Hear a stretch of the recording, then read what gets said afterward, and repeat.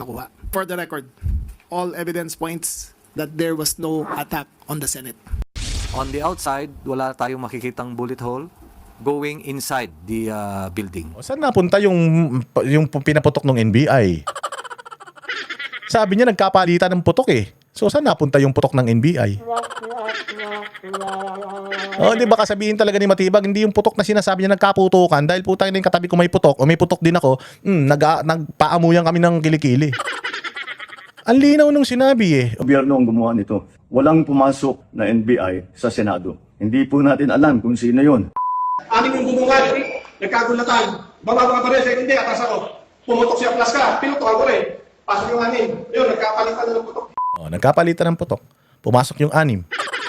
Pinaatras ako. Ay, pinababa yung armas ko. Umatras ako. Pinutukan ko rin. Saan napunta yun? Nag-imbestigawa talaga kayo? Nartates? Ano ka ba naman? Magandang araw, magandang hapon, magandang gabi sa lahat ng mga banateros na nanonood dito sa ating channel.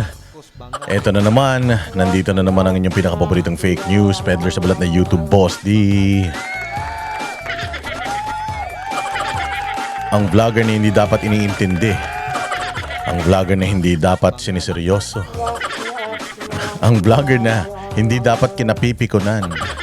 Dahil lahat ng ating mga pinagsasasabi rito ay walang katotohanan.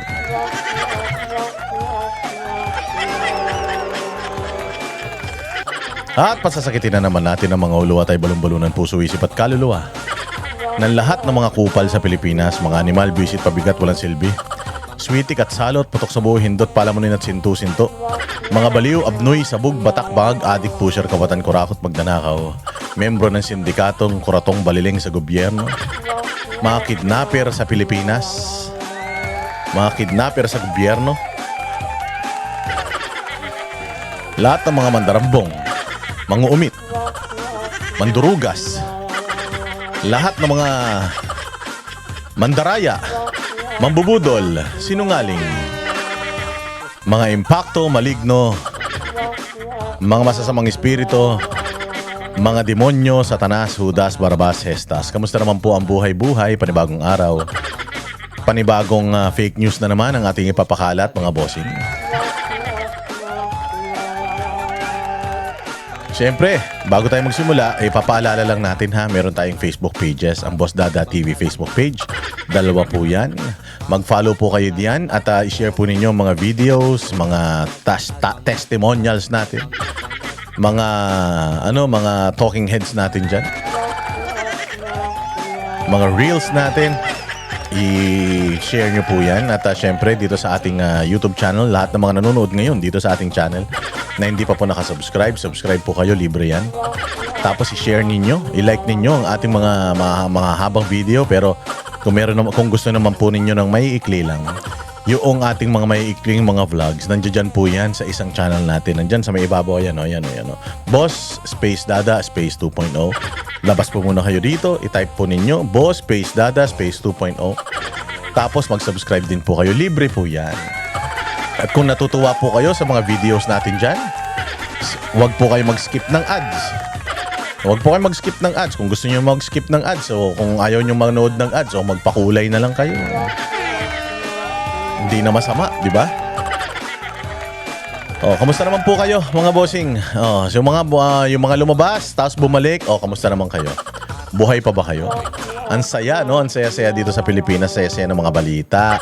Kanya-kanya talaga kanya-kanya talaga ng iwas, kanya-kanya talaga ng propaganda. Habang naghihirap ang bayang Pilipinas, habang nagugutom tayo, habang ang mahal-mahal ng mga presyo ng bilihin, habang nagkakandaleche-leche ang mga kabataan natin dahil sa masasamang impluwensya ng bisyo at droga, ang inaatupag ng mga nasa gobyerno natin, puro politika. Nakafocus na sila sa 2028. Puros kabulastugan. Puros sa paninira sa bawat isa. Impeachment, agawan ng kapangyarihan sa Senado, at kung ano-ano pang mga pinaggagawa. Kita ninyo na nagsisimula na yung tag-ulan. Siyempre Super El Nino daw, nasisira na yung mga pananim. Nasisira na yung mga ano natin, yung mga kabuhayan ng ating mga magsasaka dito sa Pilipinas. Ayan na. Tapos ngayon, papunta na sa tag-ulan. Sa mga ilang parte ng Pilipinas ay talaga namang matindi na naman ang ulan. At alam naman natin, di ba, sinabi ko naman sa inyo, itong 2026, itinigil nila yung mga flood control budgets. Kung walang flood control budget, anong ibig sabihin? Di walang mga proyektong flood control. Anong ini-expect natin kapag umulan? Pag umulan, si-expect nyo na magbabaha. Yung mga bahay ninyo, i-secure nyo na ng maaga pa lang yung mga gamit na hindi pwede mabasa. Kasi kung nung may budget para sa flood control, walang nagawang flood control. Sigurado ngayon na walang budget sa flood control, meron na silang reason. Kaya nagbaha kasi, di ba, pinigilan natin yung flood control. Walang budget ngayon dahil kinukurakot lang. Kaya ayan, ano i-expect nyo? Babaha talaga. So babaha niyan kasi nga hindi nga sila gumawa ng mga proyekto para sa flood control. Parang ang pinapatapos lang nila is yung mga nakaraang mga proyekto na mga ghost project na mga naapondohan na. Yan yung pinapagawa nila pero hindi natin alam kung nagagawa ba nila. Katulad dyan sa may bandang Ilocos, hindi ba? Mag-ingat kayo dyan sa may bandang Ilocos, ang dami yung mga pananim na mga bakal. Mga bakal yung itinanim dyan, wala naman tulay. Mga flood control dyan, warak-warak, hindi pa man umuulan, warak na. Kaya mag-ingat ha, lahat ng mga probinsya dito, lalong-lalo yung mga binabaha, yung mga Laguna, Bulacan, Pampanga. Ingat na ingat kayo ha, kasi mga kawatan yung mga congressman nyo, yung mga dapat pinagawa ng mga ang tawag dyan, mga river wall. Yung mga flood control projects yan ninakaw ng mga congressman ninyo ha. Kaya mag-ingat kayo. Sabi ko sa inyo, yung mga congressman yung mga magnanakaw, hindi naapektuhan ng bahayan. Gaganda ng mga bahay niyan, tsaka located yung mga bahay nila doon sa mga hindi binabaha. Kayo mga constituents sa mga congressman na yan, na malulunod kayo sa baha, ingat kayo ha. Yung Cebu nung nakaraan, ang lakas-lakas nung ragasan ng baha dyan, may mga namatay pa ha. Ingat kayo dyan. Malapit na ang tag-ulan. Ano na ngayon? Mayo na. Hunyo, Hulyo. Magpapasokan na. Ayan na. Problema nyo na naman kung paano saan nyo kukunin yung mga pantuition ng mga anak ninyo. Ayaw nyo naman pag-aralin sa public yung mga bata dahil wala na. Mababa na kalidad ng edukasyon sa mga public schools ngayon. Kaya ngayon pinapaaral nyo sa private school. Ang problema, saan nyo kukunin na naman yung mga pampaaral nyo sa private school? Problema yan. Papasok na naman kayo bukas. Sa trabaho. Makikipagbakbakan na naman kayo dyan sa MRT. May pagsiksikan na naman kayo sa bus. Hindi natin walang budget para sa improvement ng mass transport sa Pilipinas ha. Pero sa impeachment planado. Yung impeachment planado ha, kasi nga politika. Gusto nila matanggal si Inday Sara para yung kandidato nila lumakas. Hindi natin alam kung lalakas nga. Baka lumakas ang tama. Papasok ka na naman bukas, makikipagsiksikan ka na naman, marirealize mo na naman, magagalit ka na naman.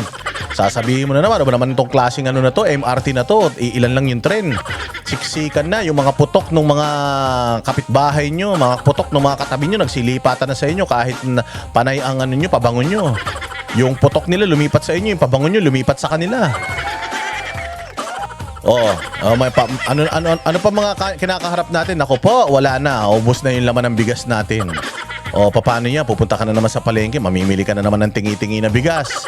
Wala na namang ulam, pupunta ka na naman sa palengke, maghahanap ka na naman ng mga double dead na baboy para mas mura. Hindi ka.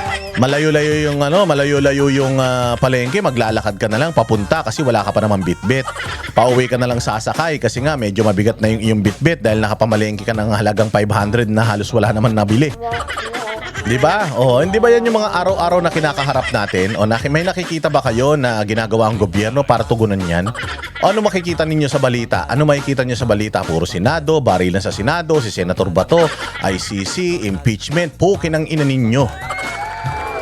Mga hayop kayo. Di ba? Tignan mo yung araw-araw na hirap ng mga mamamayan ninyo. Bakit hindi yan ang unan yung tugunan? Bakit hindi yan yung unan yung asikasuhin? Ang taas-taas na ng presyo ng mga bilihin, taas na ng inflation, pinakamataas sa history ng Pilipinas, pati yung dolyar. Magsi 62 pesos na. Alam nyo ba indikasyon yan, implikasyon yan kapag tumaas ang presyo ng bumaba ang piso at tumaas ang dolyar. Dolyar ang utang natin.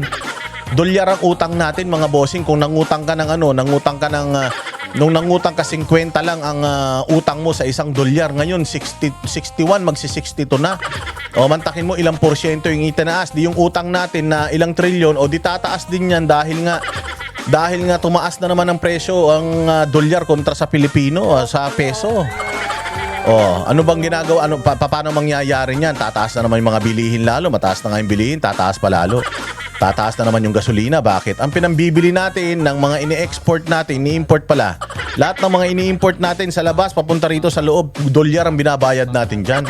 Kung nabili ng mahal yan dahil dolyar ang binayad natin dyan, kung masyadong mataas, maraming piso ang nagamit para maidala dito yung produkto na yan, kanino ipapasa yan? Sa inyo. Sa inyong mga consumer.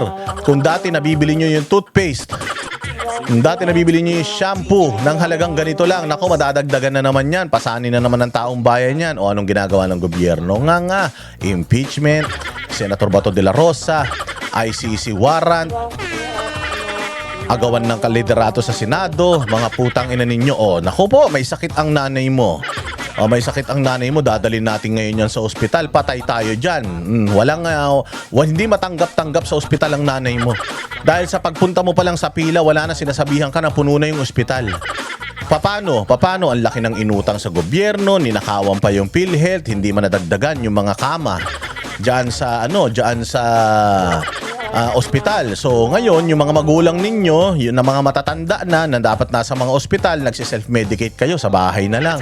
Yung mga kailangan ng mga oxygen ng mga matatanda, ang ginagawa natin, bumibili na lang tayo ng mga segunda mano ng mga oxygen tank. Tapos pinakakargahan na lang natin, tapos nagsi-self-medicate na lang tayo. Tayo na lang nagkakabit ng mga oxygen na ganyan, imagine. Ngayon, kailangan mo ng di ba? Kailangan mo ng mga maintenance drugs. Nako po. Wala na ngayon yatang binibigay ng mga libreng maintenance drugs sa mga healthcare center sa mga barangay natin. Dahil kinukurakot din ng mga kapitan. Imagine. Yan yung araw-araw na kinakaharap natin. Yan yung araw-araw na pinoproblema ng bayang Pilipinas. May nakita ka ba ni isa diyan sa mga balitang lumalabas sa mainstream media na ina-address yung mga yan? Nakikita mo ba yung mga reporter na nagtatanong sa mga politiko na ina-address, tinatanong yung mga bagay na yan? Wala. Bakit? Kita mo. Yung Congress, nakita mo nag-hearing yung Congress para maibsan ang kahirapan ng buhay natin? Hindi. Ang hearing nila puro Duterte, Sara Duterte, impeachment, mga vlogger, di ba sa Senado ganun din. Nakita niyo yung mga senador na hearing patungkol sa paano tutugunan yung ganito, yung ganyan. Hirap-hirap ng buhay natin ngayon sa gasolina. Sa kuryente, ang taas-taas ng kuryente natin, grabe, pati tubig natin, ang taas-taas ng tubig natin. Nakikita mo yung mga senador na nag-session patungkol sa mga paano tutugunan yung mga yan. Hindi. Bakit? Kasi busy sila sa pag-aagawan sa kapangyarihan ng mga hudas na yan. Di ba? Si Tito Soto, nakita mo ba? May ginawa ba si Tito Soto para sa kahirapan? Ang ginawa niya, magbulagaan o magsugod bahay. Feeling nila nakakatulong na sila sa may hirap. Hindi ba?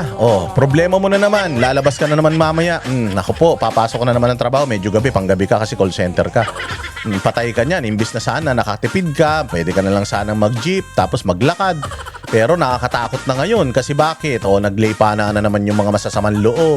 Holdupper, snatcher, mandurukot, putang ina niyan. Hindi ba? So ngayon yung mga anak mo dati gabi-gabi pag natulog ka, ay papasok yung anak ko mamaya. Hintayin ko na lang mamayang umaga. Ngayon hindi ka makatulog magdamag. Bakit? Kasi iniisip mo na kung baka may masamang mangyari sa anak ko. Naglipa na naman ng mga droga, naglipa na naman ng mga batang hamog, naglipa na naman ng mga gangsta-gangsta. Baka madamay pa yung anak ko. Baka ma-rape pa, hindi ba? Kayong mga nasa abroad, ganun din. Kayong mga nasa abroad, magkano pa ang sweldo nyo? Ganun naman, di naman tumataas. Kung magkano yung sweldo ng kontrata nyo, ganun pa rin naman. Pero yung mga presyo ng mga bilihin dito sa Pilipinas, tumataas. Ang problema niyan, nagkanda kuba ka na dyan, nalaglag ka pa sa hagdan, kakalinis mo dun sa may dun sa may bintana, nalaglag ka pa, napilayang ka pa, putragis yan, umuwi ka dito, baldado ka pa, tapos wala ka pa naipundar. Kasi ang liit-liit lang din naman ang sweldo mo ron, kinakagat mo na lang yung sweldo mo dyan sa ibang bansa dahil dito nga sa Pilipinas, wala ka rin naman makuha ang trabaho dahil hindi naman tinutugunan ng gobyerno, yung kakulangan ng trabaho, mga hayop na yan. Di ba? Utos pa ng utos yung amo mo, natutulog ka. Kahit wala namang iuutos, utos ng utos ang mga buwisit na yan, tapos ang sweldo mo hindi naman tinataasan, tapos pag nagpadala ka sa Pilipinas, hindi na sapat. Ito pa, masaklap, nag-aalaga ka ng ibang anak, tapos yung anak mo hindi mo maalagaan. Para lang kumita ka ng pera, o tapos yung anak mo araw-araw nagdadasal ka na sana hindi mapariwara, sana hindi mabarkada, sana hindi madroga, sana hindi sana hindi ma-rape, hindi ba? Yan yung mga kinakaharap natin sa araw-araw. Natugunan yan nung panahon ni Pangulong Duterte eh. Nung panahon ni Pangulong Duterte, lahat yan na-address niya. Lahat yan nagawa niyang safe. O ngayon, safe ba tayo? Paano magiging safe? Tatanga-tanga yung presidente natin. Wala kang alam na problema sa Pilipinas. Sinasabi niya, maayos daw Pilipinas eh. Buiset. Lahat ng yan mga boss. May kopyahan ako ng mga problema ng mga Pilipino. Hindi, alam ko lahat yan dahil nakakasalamuha natin. Yung mga kababayan natin, babiyahe na naman ng tricycle, tapos ang mahal-mahal ng gasolina, hindi naman nagtaas ang pamasahe, yung mga nagba-drive ng Grab. Oo, naguhulog pa ng mga sasakyan para lang kahit na papaano may kabuhayan sila by the end ng kanilang paghuhulog sa sasakyan, magkaroon sila ng sariling sasakyan para lahat ng kita sa kanila na wala. Ganyan ang hirap ng buhay natin mga kababayan ko. Ito ang kinakaharap natin. Maraming mga lugar sa buong Pilipinas na hindi pa nararating ng teknolohiya, na hindi pa nararating ng ginhawa ng buhay, pero ganito ang ginagawa ng mga politiko natin. Ginagawa ng mga politiko natin puros kahudasan, katarantaduhan sa bayang Pilipinas, puro propaganda. Itong mainstream media na dapat nakakatulong natin para may hatid sa kinauukulan yung ating mga nararamdaman, yung ating mga suliranin, putang ina, puro politika. Hayop yan. Diba? Mga visit kayo. Dahil dyan, magsimula na tayo ng mga balita sa pasakitin na naman natin ng mga ulo nyo. Yung mga balitang masasalimuot na mga balita, gawin natin konting light lang. Sinabi ko, ina-stress ba kayo doon sa aking panimula, na nakarelate ba kayo doon sa mga problemang kinakaharap natin? Lahat tayo nararanasan yan. Sabi ko, ba't ka apektado, Boss Dada? Ako naman kahit papaano, hindi ko masyadong nararanasan lahat yan. Kahit papaano, medyo maalwan naman buhay. Pero hindi na para sa sarili ko para sa maraming mga Pilipino. Kasi okay ako. Kung di ako magrereklamo, para akong tanga. Kasi may kasabihan tayo, kapag nakita mong mali tapos hindi ka nagsalita, ibig sabihin, naging part ka ng problema. Pero kapag okay ka naman ang buhay mo, nakakatulong ka naman sa kapwa mo, may nakita kang mali, sumisita ka pa rin sa mali, ibig sabihin, mahal mo bayan mo. So ganun ang ginagawa natin, kaming mga baneteros, ganyan. Bagamat hindi naman kami nakakaangat-angat ng sobra sa buhay, pero kahit papaano, yung mga nararanasan ng mga kababayan natin nasa laylayan, nakaraos na kami doon. So ang gusto namin sana, lahat makaraos. Paano makakaraos ang lahat? Putang ina, puro magnanakaw mga nasa Pilipinas, magnanakaw mga congressman, magnanakaw mga mayor, mga kapitan, pati SK chairman, putya nag-OJT na ng pagnanakaw dyan sa barangay ninyo. So yun ang problema natin, hindi tayo umunlad-unlad dahil nga dito sa Pilipinas, Diyos ko po, corruption ang unang-una. Wala na yung pagiging makabayan. Kaya nga yan, nakaka-stress talaga yan. Pero papagaanin natin ng konti maghahatid tayo ng mga balibalita sa inyo para hindi kayo masyadong gantiman lang tayo sa mga ito. Pag mumurahin natin, okay ba yan? Pagtawanan natin, okay ba yan? Pwede? Sige, dito tayo magsimula. Sa mga bobong mainstream media. Kasi mga putang ina mainstream media na yan, mga naging abogado na sila Naging abogado na sila ng tawag dito ng administrasyon ito, papakita ko sa inyo Hoy, ayan. Ba't iba? Hindi lang ayusin ko lang. Ito na. Ayan, nakita nyo naman. Si Jimmy Bondoc in interview. Binastos siya rito ni Sestrilon. Ang kapal ng mukha nito ni Sestrilon, akala mo matalino. Putang ina, tagal-tagal mo lang journalist ka pa rin ngayon. Hindi. Buti pa sila Loren Legarda, sila Noli Di Castro, kahit papaano nakaalis sa pagiging journalist dahil matatalino. Ikaw, ang tagal mo ng journalist ka pa rin. Lola ka na, losyang ka na, journalist ka pa rin. Walang hiya ka. Sestrilon, hindi ba ito yung di ba ito yung taga-ABS-CBN na di umano? Di umano, hindi ko sinasabing totoo, pero may issue daw ito, di ba? Diyan sa may ABS-CBN na parang may mga namanyak na mga babae diyan dahil tibok daw yan.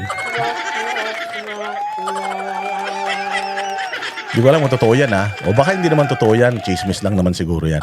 Pero dito sa na to, mainit yung balitaktakan nila ni Jimmy Bondoc. Si Jimmy Bondoc masyadong mabait. Kung ako in-interview nito, mumurahin ko to live O, papakyuhan ko to live eh. Putang ina tong babae na ito, dunong-dunugan, tali-talinuhan.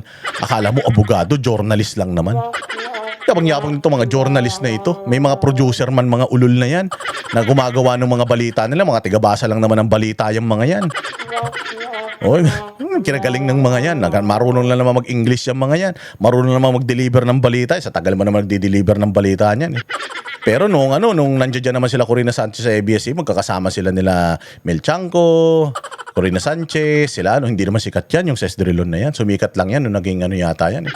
Ewan ko, nagkaroon yata ng posisyon yan dito sa TV5. Hindi ko alam kung siya o si Luchi Cruz Valdez ang boss dito. Si Luchi Cruz Valdez nga, presidente na ng ng News Bureau eh. Ikaw hanggang ngayon, journalist ka pa rin, kapal ng mukha mo. Boba ka, ibig sabihin. O ito, panoorin natin itong na to, balita na to. Oh, ito, balikan natin yung balita. Sana po out of fairness, sana po tinatanong din natin, bakit hindi po kasuhan sa Pilipinas? Lahat po ng testigo nandito, lahat ng ebidensya nandito po. Bakit po hindi ba kasuhan dito instead of trying to short circuit? Sino po ang gusto nyong tanungin namin out of fairness kung bakit hindi dito sa Pilipinas ilitisin ang kaso? Tanga, di ba? Putang ina ng journalist na to. Alam mo kung anong itatanong mo kay Jimmy Bondoc, pero hindi mo alam kung sinong tatanungin mo patungkol doon sa sinasabi ni Jimmy Bondoc. Tanga ka ba? Maging resourceful ka naman. Sino po ang tatanungin namin tungkol dyan? Kasi sabi ni Jimmy Bondoc, tanungin din naman sana natin yung out of fairness. Bakit hindi sila dito nagfa-file ng kaso? Di ba? Sino ba? Sino ba dapat tanungin? Bay, putang ina, tanga-tanga ka ba? Boba ka? Inutil ka? Tangin ang gulo-gulo ng buhok mo, pati utak mo magulo. Sinong tatanungin mo? Hindi mo ba alam kung sino nag-file ng kaso na yan sa ICC? Ha? Hindi mo alam? Ces Drilon? Putsang ina. So, ang alam mo lang kung paano batikusin itong mga side ni Bato de la Rosa patungkol dyan sa ICC issue na yan. Pero hindi mo alam kung sinong tatanungin mo sa kabilang kampo. Boba ka? Alam mo, tanungin mo si Trillanes, tanungin mo si De Lima, tanungin mo si Chel Jokno, o kung sino-sino pa yung mga nag-file ng kaso dyan, si Conti. Bobo, ako nga alam ko kung sinong tatanungin ikaw hindi mo alam, putang ina nag-journalist ka pa. O so ibig sabihin, naka-ready lang yung mga tanong ninyo sa mga kalaban ng mga amo ninyo. Oh, kalinaw-linaw naman ang sinabi ni ni Jimmy Bondoc eh. Sana naman po matanong din natin sila bakit hindi sila nag-file ng kaso dito sa Pilipinas. Natanong niyo ba si De Lima na sa tinagal-tagal niya sa Commission on Human Rights, naging DOJ secretary pa siya. Noon pang Commission on Human Rights, iniimbestigahan niya na si Pangulong Duterte. Sinabi niya yan sa Senado eh. Oh, 'di ba? Tinanong siya doon, ba't hindi kayo nag-file ng case against PRRD? Diyan sa sinasabi mong iniimbestigahan mo sila noon pa patungkol dyan sa Davao Death Squad. Anong sagot ni Leila de Lima? Wala kaming makuhang ebidensya eh. Wala kaming makuhang witness. Wala kaming makuhang nagrereklamo. Oh, hindi ba? Wala naman pala kayong makuhang ebidensya. Wala kayong makuhang nagrereklamo. Kaya hindi sila nag-file dito. Anong ginawa nila? Nag-file sila sa ibang bansa. O tanungin mo si Leila de Lima. Silang gumawa niyan. Ba't tatanungin mo si Jimmy Bondoc kung sinong tatanungin nyo? Pinatawag nyo siya dyan, tapos tinanong nyo siya tungkol dito sa ICC, binigay niya sa inyo yung kanyang legal opinion. At bilang si Jimmy Bondoc ay legal counsel ni Bato de la Rosa at pinapaliwanag nga niya sa inyo, may korte man tayo sa Pilipinas. Marami man tayong korte sa Pilipinas, lahat naman ng kaso inaano dito. Lahat naman ng kaso ay nililitis dito, kung crime against humanity, kung ilan yan. O, 3,000 murder cases yan, crime against humanity. O, murder pa din naman yan, di ba? Kaya naman hawakan yan ng mga korte natin dito sa Pilipinas eh. Tanungin nyo, yung mga nagdemanda kay Bato de la Rosa, mga nagdemanda kay kay PRRD, kung bakit doon sila sa ICC tumakbo at hindi dito. Para malaman nyo din, para sa kaalaman ng mga utak nyo mga mapupurol, kung meron ba silang basihan bakit doon nila sinampayan hindi dito sa Pilipinas. Ngayon tatanungin mo si Jimmy Bondoc kung sinong tatanungin. Abay, problema mo na yan. Tanga ka ba? Ang inang na napaka spoon feeding nyo. Ginamit nyo na nga yung tao para may pagkakitaan niyang buwakan ng inang TV station nyo. Pinaunlakan kayo, inimbita nyo. Tao naman yung humarap sa inyo tapos gaganyanin nyo. Ang inakala nyo pagkatali-talina nyo, abogada ka ba? Hindi ka naman abogado, wala ka namang alam sa batas. Putang ina, ang trabaho mo lang naman magbasa ng balita, mag-deliver ng balita. Hindi mo naman hirap yung ng balita eh. Yung magbibigay ka lang naman ng konsepto tapos yung production team mo yun ang gagawa ng istorya para sa'yo tapos yung istorya babasahin mo, hindi ka matalino. Ulul. O, pumayag ka? Pumayag ka, sinabi ng DOJ Secretary natin noon na si Boying Rimulya, hindi kaya. Bakit? Tinanong nyo man lang ba kung bakit? Sir, bakit po hindi kaya? Bakit mo masasabi nyo hindi kaya? Eh may mga kaso naman pong hinahawakan ng mga korte natin. Murder, multiple murder, parricide, kidnapping, kung ano-ano mga kaso, drugs, lahat naman hinahawakan ng korte natin. Hindi naman namimili yung korte natin. Kapag nagsampa ka naman ng kaso, kayo naman ang nagsasabi kung ano yung kaso na sinasampa nyo, and then ginagamit ng korte yung lahat ng nalalaman nila para litisin itong mga kaso na to. May mga korte naman tayo. Luzon, Visayas, Mindanao, ilan ang korte natin? Bukod doon, may mga naman tayo, may Supreme Court pa naman tayo. Paano mo sasabihin na hindi kaya? Anong rason ni Boying Rimulya nung sinabi niyang hindi kaya? Tinanggap mo kagad? Di mo lang siya tinanong, sir, paano hindi kaya? O meron bang kaso na hindi kaya sa Pilipinas?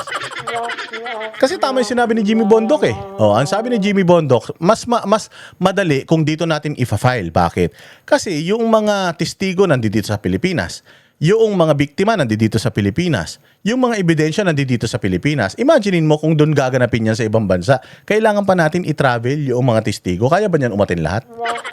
Kaninong gastos na yan? Di ba? Mas magiging convenient kung dito natin itatry sa Pilipinas. Tama? Tinanong mo ba si Boying kung bakit hindi natin kaya? Tatanggapin na lang natin yun? Ganun ba tayo kabobo? So kung sasabihin ba natin na wala nang pag-asa Pilipinas, mahirap na tayo habang buhay, tatanggapin mo na lang yun? Katulad yan, hindi natin kayang ipagtanggol yung South China Sea kasi mas maraming baril yung mga Chinese kaysa sa atin. So tatanggapin na lang natin na sa China na yung South China Sea. Ang tapang-tapang nyo sa South China Sea. Atin ito, putang ina ninyo. Tapos dito, korte natin, mismong taga-gobyerno nagsasabi hindi kaya ng korte natin. Anong meron sa ICC na wala dito? So inaamin nyo, mas tanga tayo kaysa sa ICC? O mas magaling ICC kaysa sa atin? Anak ng tinapay itong journalist na to, boba? Bakit? Hindi ba? Bakit hindi kaya?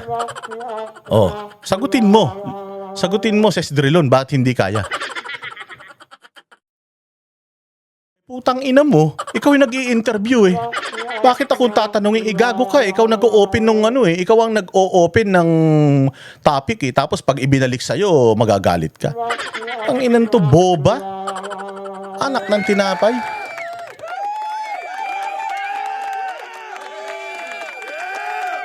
Balikan natin balikan natin yon mga bossing. Ano ba na naman nangyayari rito sa aking bolang kristal? Sabi ni Jimmy Bondoc. Ano sabi ni Jimmy Bondoc? Hindi po kaya ng gobyerno. This is why the victims have gone to the ICC for justice. Hindi ho kaya dito. Bakit po? Nung isang araw po, meron Bakit kaming po akong na-receive. tatanungin? Bobo, bakit daw siya ang tatanungin? Nagtanong ka kay Jimmy Bondoc. Ibabalik lang ni Jimmy Bondoc sa yung tanong. Bakit akong tatanungin? Tanga ka, ikaw nag-open eh. Tatanungin ka ni sinabi ni Boying Rimulya. Sabi ni Boying Rimulya, hindi daw kaya. So tinanong niya sa'yo, bakit? Ba't ako tatanungin mo? Putang ina mo, ikaw nag-open. Tanga ka ba? Boba ang putya. Ang inan to, akala ko tanga na si Claire Castro, mas tanga pa pala to. Ang tagal-tagal mo ng journalist, hindi ka pa marunong. Hindi, meron po kaming This is na-receive their na own sa- statement. Yes, ma'am. Their own statement. Ikaw ang nagsabi ng statement nila. Alam nga naman bumaba si Jimmy Bondoc dyan tapos tanungin yung nagbigay ng statement. Ikaw nag-open eh. Di sana, in-open mo na rin lang. Alam mo yung sagot pag ibinalik sa yung tanong. Inantong, journalist na to, inutil. And We precisely received the- why there is an ICC. Yes. I don't know No. why you are framing it as a diminution But we're not part of the ICC. Philippine sovereignty. Bakit? Saan ba pumatay si Pangulong Duterte? Saan ba pumatay si Pangulong Duterte? Pumatay ba si Pangulong Duterte sa Hague? Hindi ba pumatay si Pangulong Duterte, sabi ninyo, sa Pilipinas? Bakit na-involve ang international community? Hindi naman siya pumatay sa ibang bansa. Oh, and ang involved dito, Pilipino. Dito naganap sa Pilipinas. O, anong ibig sabihin nun? Dapat nililitis yung kaso dito sa mga korte sa Pilipinas. Boba ka ba? Mag-ano lang yan, mag-activate lang yan sinasabi mo kung halimbawa itong isang tao na to. O halimbawa ako na lang si Boss Dada bilang isang Pilipino. Nakagawa ako ng sandamukan na pagpatay sa ibang bansa. O madami akong pinatay, isang buong barangay ang pinatay ko. Tapos bumalik ako dito sa Pilipinas. Doon ako nakapatay sa ibang bansa. Bumalik ako dito sa Pilipinas para magtago. O ngayon may nagreklamo sa akin sa ICC. May nagreklamo sa akin sa ICC. O ngayon, anong gagawin ng ICC? O syempre may kaso na. O dahil nangyari yung krimen sa ibang bansa, anong gagawin nila? 'Di ba? Doon pa rin naman sila makikipag-coordinate sa bansa kung saan nangyari ang krimen. Nagkataon Pilipino ako, tapos nandito ako sa Pilipinas. O ngayon, hahabulin ako ng ICC kung nasan ako. Nasa Pilipinas ako, Pilipino ako. Ang mga pinatay ko nasa ibang bansa. O anong gagawin? Anong gagawin ng Pilipinas sa akin? O nasa kanila kung i-extradite ako doon sa bansa na 'yon papunta doon sa ICC. Tama? Anak ng tinapay talaga tong mga bobo. Ma'am, I beg you to understand. We're not part of the Rome Statute anymore. We withdrew, and that was affirmed in the Pangilinan versus Cayetano case. With all due respect, Ma'am yes, says. No? but And- the crimes, may I say also, attorney, that ma'am. the Attorney siya eh. Abogado siya, ikaw hindi. Sinasite niya yung mga batas, ikaw wala kang alam sa batas. Oo, kung makikipagdebate ka sa kanya, dapat klaro. O, tinawagan mo siya. O, hindi ka namin interviewin na magdidebate tayo. O, ngayon pag nagdidebate kasi parang ganun ang ginagawa mo, dinidebate mo yung kanyang wisdom, yung kanyang opinion. Dapat ready ka din na sagutin yung mga tanong niya. Pwede ba yun magdidebate kayo tapos ikaw lang magtatanong? Anak ng tinapay itong mga media na ito. Kaya wala nanonood sa inyo. Putang ina. Kasi mga bobo kayo. Kaya mas marami nagpapapicture sa amin kapag nagpupunta kami sa labas kaysa sa inyo dahil mga bobo kayo eh. the crimes indicated were before we withdrew from the Rome Statute. Yes, but there is a very long discussion about continued cooperation, but it is not part of continued cooperation, no, to serve an ICC warrant. Kasi po, let's assume arguendo na nasa Rome Statute pa tayo, ma'am, ha? Let's assume, ha? Meron pong proseso sa Article 58 saka sa Article 59 ng Rome Statute kung paano po mag-serve ng warrant. At katulad po ng lahat ng batas, di ba may batas mo, no? Kunyari RA, merong IRR, yung implementing rules. Sa Opo, ICC meron alam din ko po. po Ma'am, yun. sandali lang. This is very Alam ko po yun, di mo nga alam. Tinanong ka nga kanina, hindi mo alam. Ba't ako tatanungin mo? Tapos ngayon alam mo. Anong alam mo? Ulul. Baka nabasa mo lang pero hindi mo alam. Hindi ka maabogado. Abogado ka ba? Attorney Sesdrelon ka ba? Hindi naman Sesdrelon ka lang eh. Ito abogado to eh. Singer na, abogado pa, artista pa. Hindi ka nahiya? O baka minamaliit mo siya dahil bagong abogado lang siya. Still, abogado yan, ikaw hindi. At pinapaliwanag nga niya sa iyo yung mga impormasyon. Ngayon sasabihin mo, alam ko na putangin, alam mo na pala yan eh. Bakit mo pa siya in-interview? Bakit mo pa siya tinawag dyan? Ba't nyo pa siya tinawagan dyan para pumunta dyan sa mga interview, mga kupal kayo? Alam mo na pala eh. Di sana binalita mo na lang, tarantada ka. Kaya alam nyo, si Sir Jack Argota, ang daming message sa kanya, TV5, ito, istasyon nito, mga abnormal na ito. Message sa kanya, Sir, baka naman pwede ma-interview ka. Sabi ni si Jack Argota, noong nakaraan, in-interview nyo ako, putang ina ninyo, kahit pang gasolina, wala kayong binigay sa akin. Pinagkakitaan nyo ako, pinagkakitaan nyo yung nag-trending yung mga reels ninyo doon sa interview ko, putang ina ninyo, kahit man lang sana pang McDonald's, binigyan nyo ako, wala. O ito, ganun din o nananahimik yung tao, tinawagan nyo, Sir, pwede ka po ba namin ma-interview? Pumayag naman siya, hindi naman siya tumawag sa inyo, interviewin nyo naman ako. Kayo tumawag sa kanya courtesy man lang, huwag nyong bastusin. Ang ina ninyo kami, pagka tumawag kami ng mga magigest namin sa Vox Populi, hindi namin binabastos. O nakita nyo, binabastos namin kahit mga tarantado kami dito sa mga vlog namin, hindi namin binabastos. Bakit? Kasi nga, tao naman yan na nagpunta ron. Kung ano yung opinion niya, irerespeto namin yun. Kasi nagpunta siya doon, inimbita namin siya. Alam nga na mababuyin namin siya doon. Pwede naman namin babuyin si Toby Chanko eh. Pwede naman namin babuyin si Ega Erice, kahit si Isko Moreno, pwede namin babuyin eh. Wala naman kaming kinatatakutan eh. 16 days nga kami doon sa KOJC na puro baril yung mga pulis doon. Hindi kami natakot eh, sa mga yan pa. Kay Bongbong nga, hindi kami natatakot sa kanila pa. Pwede namin gawin yun. Kaya lang, dahil nasa istasyon kami, Hindi kami umaastang ganito. Nagmumura ba kami doon? Hindi. Mabait kami doon kasi nire-respeto namin yung istasyon at nire-respeto namin yung mga guest namin. Kayo, putyang inatin yung ginagawa nyo kay Jimmy Bondoc. Tinawag-tawagan nyo para babuyin nyo. Tangina ninyo, mga pakyo kayo. Important, ma'am. Meron pong batas na Rome Statute Tinan nyo, paano sasabihin niya, we're running out of time. Tangina ninyo. You're running out of time. Nag-interview pa kayo. Saan hindi na kayo nag-interview? Oy, kayo nga mga tangina naman nitong na ito. Screen capture ko, parang baliw naman, ayan tinan ninyo. Anong sabi niya rito? humingi po si Senator Cayetano, humingi po kami bilang legal counsel. Because out po of your deference to the client, law. and I'm Tinan niyo yung sasabihin niya dito, ha? sorry, We were running not out of served the time, but I warrant. just We're running out of time daw. We are running out of time. Putsang ina nyo, nag-interview kayo, tapos you're running out of time. Wala pala kayong oras. Mga bobo. like to point out because he was running in the stairs and, even tripped. They were Ano naman masama kung running and even trip? So anong problema doon? Ikaw nga tomboy ka eh. Di ba? Ano naman problema doon? He was running. Alam mo ba, nung nakita nila si Senator Bato de la Rosa dyan, hinawakan na lang nila, wala silang sinerve na warrant. Di mo alam yun kasi boba ka eh. Sa opisina ka lang eh, wala ka naman doon, di ka naman naghihirap eh. Yung mga reporter nga doon, di ganyan magtanong katulad sa'yo. Wala kang alam kaya ganyan ka magtanong eh. trying to serve the warrant on him. No, they were Trying to serve, bobo ka. Fake news peddler ka pala eh. They're not trying to serve warrant kay Bato de la Rosa. Si Trillanes ang may hawak ng warrant. Walang hawak na warrant yung mga NBI. Noong nagpunta sila doon, nakaabang sila doon, sinabi lang nila kay Tito Soto na may warrant pero wala silang pinakitang warrant. Nung dumaan si Senator Bato de la Rosa, hinawakan siya ng mga NBI, huhulihin siya nang walang ipinipresentang warrant sa kanya. Nagtanong nga si Cayetano kay Matibag eh. Sabi ni Matibag, nasan ba yung kopya ng warrant? Nasa kotse ko lang.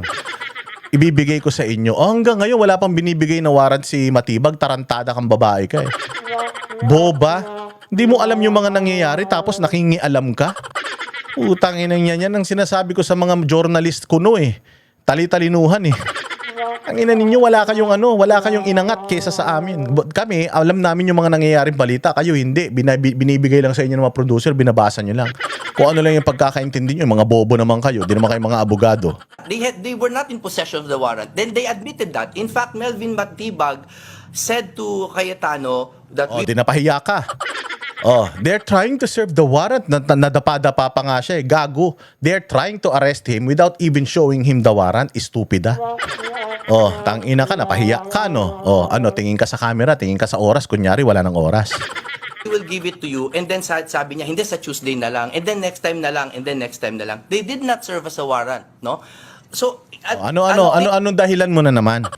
Ano na naman idadahilan mo? Nakaisip na naman siya. O sige, ano? Okay, but if we'll be arguing. Diba? Fake news ka eh. Fake news ka eh. Sinasabi mo, paano nila masiserve yung warrant kung tumakbo siya? Hindi naman siya nakakita ng multo, nakakita siya ng aaresto sa kanya. Yung mga aaresto sa kanya, walang dalang warrant. Sinabi mo na may dalang warrant, tapos naaresto siya, tumakbo siya, fake news peddler ka. Tangina yan ang sinasabi ko sa hindi kayo kahit mga journalist kayo, mga normal na tao lang kami, tangina hindi kayo uubra sa amin. Yung mga ganyang palabas ninyo, propaganda ninyo, dahil alam naman namin may mga amo kayo at anti-Duterte kayo, mga pakyo kayo. Tangina ninyo, hindi nyo kami kaya. O ngayon, babaguhin mo na naman yung naratibo. Ano na naman naratibo? Until tomorrow. But just No, the but same, that's very important to concede. What is important is why Senator Bato left the supposed protective custody of the Senate to go missing. Yun po yung issue. Ba't hindi po niya harapin? Yun yung issue. Ang issue dito, minamali mo yung balita. Ang issue dito, minamali mo yung balita. Sinasabi mo na hindi na serve yung warrant kasi tumakbo siya. Tangina ka fake news. Sinasabi ko sa inyo, ang hilig nyo kaming brandingan ng mga fake news peddler. Kayo pala yung mga unang-unang mga fake news peddler. Hindi nyo inaalam yung mga sirkumstansya, yung mga nangyari. Tapos magbibigitaw kayo. Tapos pag tinanong kayo, ba't kami tatanungin nyo? Tangina ninyo ha. Kala nyo kaya nyo kami. Hindi nyo kami kaya. Ulul, pakyo ka ses drilon. no, serve as the warrant. Yun yung tanong po. Yun yung, in the end, the most important question. Yun naman pala yung most important. Dapat yun ang tinanong mo. Ang dami mo pa tinatanong, may most important question ka pa palang tanga ka. Boba. Oh, ano, napahiya ka. He showed think that- up to vote, to unseat, to vote, to cast his vote for So what? Kung pumunta siya dun to vote to unseat Tito Soto and to vote for Alan Peter Cayetano, that's his job. Anong paki mo? Trabaho yun ng senador Trabaho niya yun bilang senador so bakit issue sa'yo? Yung pumunta siya doon para sumumpa, para anong paki mo? Trabaho niya yun. Pinakikialaman niya ba yung trabaho mo? Kahit na hindi ka nag-aaral ng leksyon mo, pinakikialaman ka ba niya? Ba't pinakikialaman mo yung trabaho niya? Inamin naman niya na kaya siya pumunta ron para talagang bumoto. Wala naman talaga siyang balak pumunta pa kasi ganyan ang gagawin sa kanya. Nagkaroon na nga ng reason lalo ngayon si Bato de la Rosa para hindi magpahuli. Nagkaroon na ng reason, mas justifiable na yung reason ni Bato de la Rosa ngayon na magtago dahil nakita niya na yung nangyari. You're all willing to go at any length para maaresto siya. Kahit na pasukin ng Senado, barilin yung mga taga-Senado para lang mahuli siya. So ngayon, mayayaya niyo pa siya na pumasok sa Senado? Saka na, pagkabotohan na sa impeachment ni BP Sara. as president who was behind our withdrawal from the Rome Statute. He was foreign secretary then, correct? Ito problema Si Alan Peter Cayetano is foreign secretary. Sino ba ang nag-pull out sa Rome Statute? Si Pangulong Duterte. So ngayon iniintriga niya na si Alan Peter Cayetano being the Senate President now, may kinalaman daw doon sa pag-pull out ng Pilipinas sa ICC. Sinabi na nga ni Presidente, wala namang kwenta yan Si Presidente Duterte naman ang nagsabi na mag-pull out kahit naman ayaw ni Alan Peter Cayetano, may naman yan Wala naman sila magagawa, hindi naman lang papipigilan si Duterte dahil si Duterte hindi katulad ni Bongbong na bobo Si Duterte hindi niya kailangan ng approval ng kahit sino, alam niya yung ginagawa niya. So nung umalis siya sa Rome Statute, buo ang loob at isip ni Pangulong Duterte. Sinang-ayunan din yun ng Senado. Sinang-ayunan din yun ni Bongbong Marcos noon. Pakyo ka. Ito, kabilaan, pakyo. Sinabi din ni Bongbong yun na tama lang yung ginawa niya. Hindi pwede na ibang korte na ano-ano tayo. Di ba may mga ganung si Bongbong Marcos? So presidente natin yun ngayon bakit hindi mo kayang questionin yun? Utangin ng babae na ito. And then to go missing after, it seems it's unbecoming, to say the least. Lang unbecoming ikaw. Dahil newscaster ka, boba ka. Fake news peddler ka. Sinabi mo na sineserve yung warrant kay Bato. Walang sineserve na warrant kay Bato. Nung tumakbo siya at nagkanda gulong-gulong siya, walang sineserve na warrant, aarestuhin siya. Warrantless arrest yun. Inutil. Inan to. May unbecoming ka pang nalalaman. Hindi ba unbecoming si Bongbong? Ba't di mo banata si Bongbong? Di ba unbecoming of a president yung addict ka, sabi ng kapatid mo? Tapos ayaw mo magpa-drug test? Ina ninyo. Mga hipokrito kayo. A little correction, it was the president, of course, President Duterte was Of the course, chief sir, architect. pero Yung nag-withdraw. Ngayon, pagdating po but kay we thank you Senator for your Bato, time. I'm sorry we don't want Di ba? Pag napapahiya, thank you for your time. Wala na tayong time, di ba? Kasi nga, ayaw nyo na napapahiya kayo. Magaling si Jimmy Bondoc. Ano kayo ngayon? Biglang wala ng time. Wala ng time. Biglang wala na, okay na, wala ng time. Kasi nga, utsang ina ninyo, nakahanap kayo ng katapat. Pinatawag nyo yung tao dyan, akala nyo kaya nyo totoyin. Akala nyo kaya nyo gaguhin. Akala nyo kaya nyo babuyin. Turned out, hindi. Putsang ina, he knows what he's saying. Inaral niya yung abogado siya Nag-aral siya ng abogasya, ikaw hindi Journalist ka man lang, ganito lang naman ang tingin namin sa inyo mga journalist. Putang ina niyo, tagabasa lang naman kayo ng balita Hindi naman kayo gumagawa ng mga istorya nyo Yung mga gumagawa ng mga istorya sa mga dokumentary nyo, yung mga ninyo, yung mga tao nyo dyan, ang maliliit ang sweldo, kayo yung mga nakaharap lang kayo sa camera na ganyan, babasahin nyo na sa teleprompter yung mga sinasabi ninyo, talitalinuhan na kayo. Ulol! one final explanation na lang po kung pwedeng maikli na lamang. well, we are just waiting for the government authorities to serve us a personal service po nung warrant. And also, Paano we po await... kung Akala ko ba short, nagbibigay siya ng short last message tapos sabat ka pa ng sabat.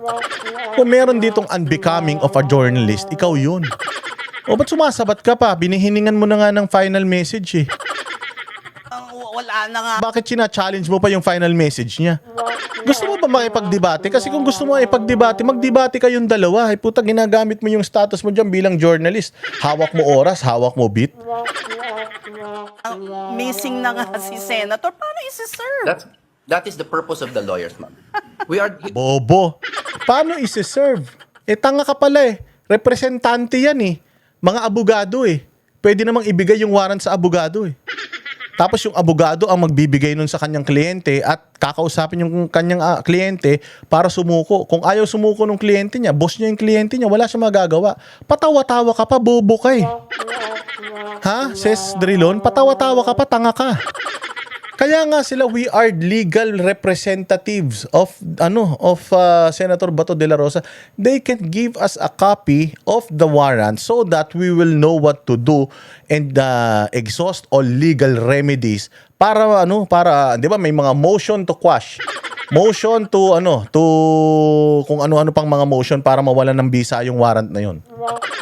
Diba? Tangina, patawa-tawa ka, wala ka namang alam sa batas eh. Abogado yan eh. Siya ang legal na representante ni Bato de la Rosa. Kailangan ba laging kay Bato Iyano? Kaya nga may abogado eh. Kaya nga yung abogado nag-aasikaso ng mga kaso eh. Kung ano man ang mga legal na dokumento na manggagaling sa korte, kailangan makita ng abogado yan. Hindi mo alam. Tangina, tumanda ka na ganyan, hindi mo alam yung proseso niya. Ako nga, hindi ako abogado. Hindi naman ako nag-aral ng journalism, pero alam ko man yan. Hindi mo alam, Sis Drilon, tanda-tanda mo na patawa-tawa ka pa. Boba ka naman. the lawyers, ma'am. We are his legal counsel. Ma'am, I hope you don't ridicule us, ma'am. No, we're doing our best to I'm be not. You're earnest saying with you You're not. Putang ina mo, tinatawanan mo, you're not. Wala ka. Wala ka na, Sis Drilon. Putang ina mo, laos ka na. Dahil natatabunan ka na ng ibang mga journalist dyan sa TV5, kaya gusto mo sumikat ka ulit, ilaos ka na eh. Wala ka na. the government to personally serve, but Yes. he ran Yeah, away. to us. He ran away. Abogado po kami. Abogado naman kami. Pwede naman po sa amin. Pwede So naman po. that is what you want, to serve it to you, Yes, and then yes, ano pong gagawin yes. ninyo pag Oh, na-serve na eh, sa inyo? Then we will follow You'll produce accordingly. him, you will produce your client. Well, I can't assure that because I'm not. Akala ko ba last message na? Ang inan tong babae na to, tanga. Iner pa ng One News. Puta, akala nila nakaisa sila. Pinakita nyo lang dito kung gaano katarantado yung mga journalist. As gusto nyo, respeto yung mga journalist. But we will of course definitely serve the warrant on our client.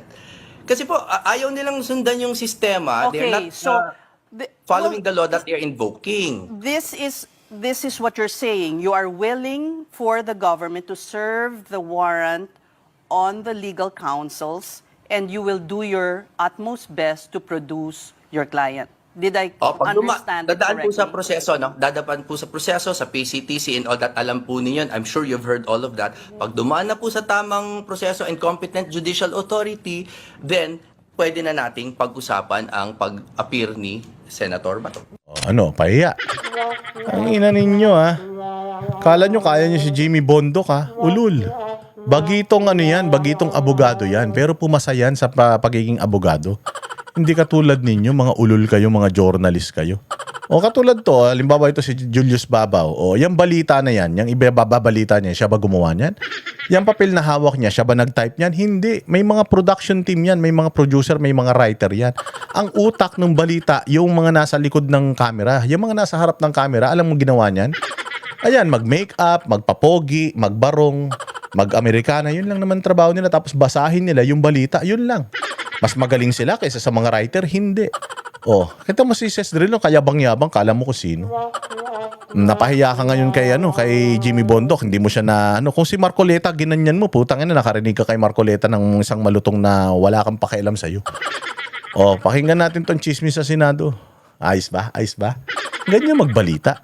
Sa gitna ng alingas-ngas ng kudeta sa Senado, merong mga napadasal at merong tinawag na hudas ang mga magtatraidor. Habang si Senator Chis Escudero, bakit biglang nadadawit ang pangalan kaya raw napurnada ang planong kudeta? Nagbabalik si Mean Los Baños. 13 majority versus 11 minority. Ganyan na ang Senate composition ngayon. Bagamat walang kudeta, ang minorya nadagdagan ng puwersa.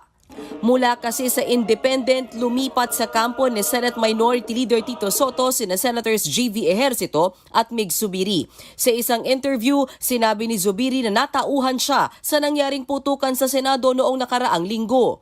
After what happened last week, with the handling of the shootout here in the Senate, Dapat nga proud ka eh. Dapat nga proud ka. Kasi tingnan mo. Nung una nagpunta dyan ng NBI, di ba nabugbog yung OSAA? Binugbog ng NBI yung isang security ng Senado. Tapos galit na galit ka. Sabi mo, kung ako nandito din, makikipagsuntukan ako sa kanila. O tapos ngayon, sumugod sila ulit.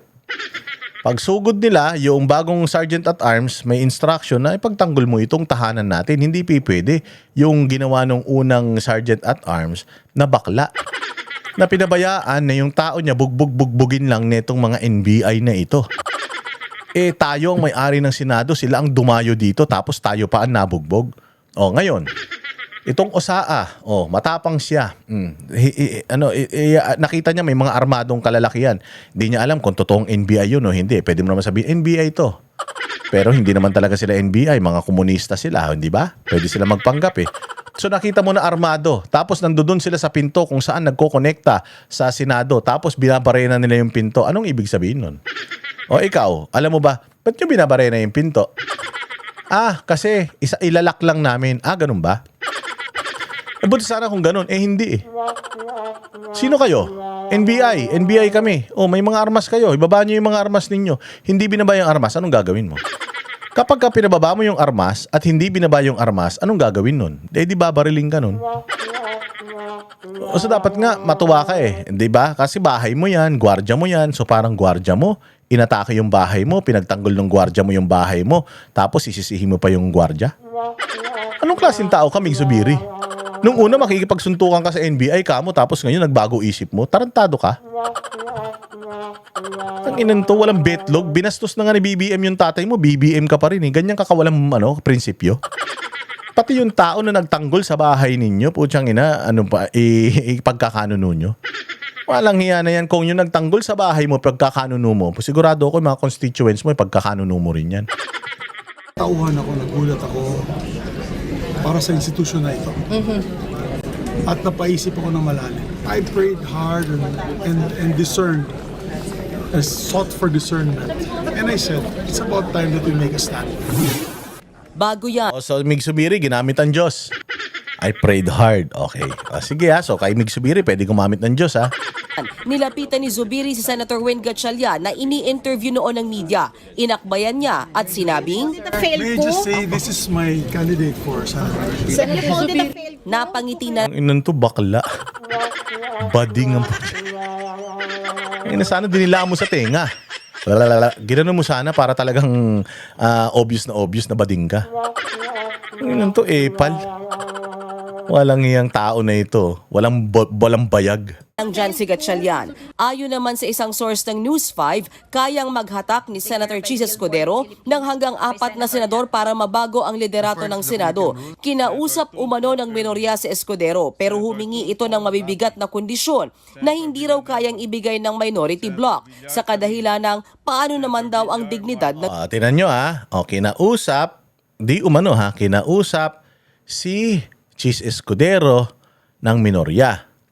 Humingi si Chis Escudero ng mga bagay-bagay na hindi kayang ibigay ng minority. Ano yun? So, ibig sabihin, totoo na yung minority may kinakausap sa majority. Tama? Okay. Diretso. minorya. Sinusubukan pa namin kunin ang reaksyon ng kampo ni Escudero at ang minority bloc kaugnay nito pero wala pa silang tugon. Kanina nga sa pagbubukas ng Senado, naintriga ang ilan nang maispatang nagbubulungan sina Escudero at Cayetano. Bago rin yan, nakitang nagtatawanan palabas ng elevator sina Senator Ping Lacson at Senate President Pro Tempore Loren Legarda. Matatanda ang sinabi ni Lacson na may tampo siya kay Legarda matapos itong bumaliktad at umanib sa kampo ni Cayetano. Pero sakaling ang may bumaliktad sa 13 mayorya, sagot ni Senator Dante Marcoleta dyan, kaya mas masahol pa kay Judas yung maghuhudas sa amin. Samantala, si Senator Raffy Tulfo naman masaya na raw sa minority bloc. Hindi rin daw totoo na Naman, masaya na siya sa minority block. Gusto niya ni Raffy Tulfo yung komportable siya. Siyempre, pag nasa minority siya, sino bang kakampi ng minority? Eh di yung yung presidente, okay na siya doon. Maalwan na buhay niya eh. Mayaman na siya eh, bakit pa siya magpapakahirap? Wala nang stress. Siyempre doon siya. Sabi nga niya, sasabihin nga niya dyan na by hook or by crook. Bakit? Kasi nga, di ba, may mga chismis. Na nung yan daw ay nag-hihiring tungkol doon sa PCSO. Si Maharlika yata nagsabi nun eh. Sabi ni Maharlika, binayaran daw to ng bilyon kaya itinigil yung investigasyon doon sa PCSO, yung may nananalo na sandamukal linggo-linggo. 'Di ba? Wala na. Tingnan mo yung PCSO ngayon, wala na rin masyadong nananalo, 'di ba? Tapos nag-imbestiga rin ito. Siya din ang nagsabi doon sa Michael Ma. Business partner nung kapatid ni First Lady. Siya rin na naglabas nun. Tapos biglang pinahinto din niya na natuloy pa yung hearing na yan dyan sa smuggling ng sibuyas noon. Hindi. Kaya hindi natuloy yon kasi nanakot ang kanilang grupo para umanib ang ibang senador sa kanila. Isa ho ba kayo dun sa mga may nakausap daw na allegedly merong pananakot daw po? Pananakot? Pananakot daw po para sumama sa inyo, sa side ninyo yung mga... Hindi namin gagawin yun. hindi niya gagawin yung pananakot. Kasi hindi naman mga barangay chairman yung mga senador. So hindi siya pwedeng manakot na senador. Hindi naman yan mga mag-asawa, nangaliwa, ganun, nangabit, security guard, barangay tanod, barangay chairman, PO1. Yun lang naman yung kaya ng mga tulpo. Mananakot siya ng senador hindi naman niya kayang gawin yun. Wala namang bayag yan sa mga malalaking tao, sa mga maliliit na tao lang naman matapang yan. Sa amin, hindi gumawa ng ganun. We will not do that. Why would we? Stay po kayo sa minority, sir. Minority. Come what may. Diba? Come what may, minority. Hindi na siya pwedeng umalis sa minority. Bakit? Kasi nga, busog eh. Hindi ako nagsabi nun Si Maharlika nagsabi dati nun Sinabi niya na nabatuhan daw ng bilyon yan kaya hininto yung mga hearing niya. Na-involved yung unang ginang. Siyempre, come what may. Hindi siya pwedeng umalis. Putsang inang yan. Hindi naman niya kayang ibalik yung binayad sa kanya. Di umano. Di ako nagsabi niyan. Kaya si Tulfo dyan na yan. Wala na yan. Binenta niya na yung prinsipyo. Walang prinsipyo yan. Matapang na lang yan sa maliliit. Magaling na lang yan magbigay ng tulong doon sa may mga bukol sa muka. May mga almoranas na hindi gumagaling. Yun na lang kayang gawin yan. Pero yung tumulong sa Bayang Pilipinas, yung prinsipyo tumayo para sa Bayang Pilipinas, wala yan.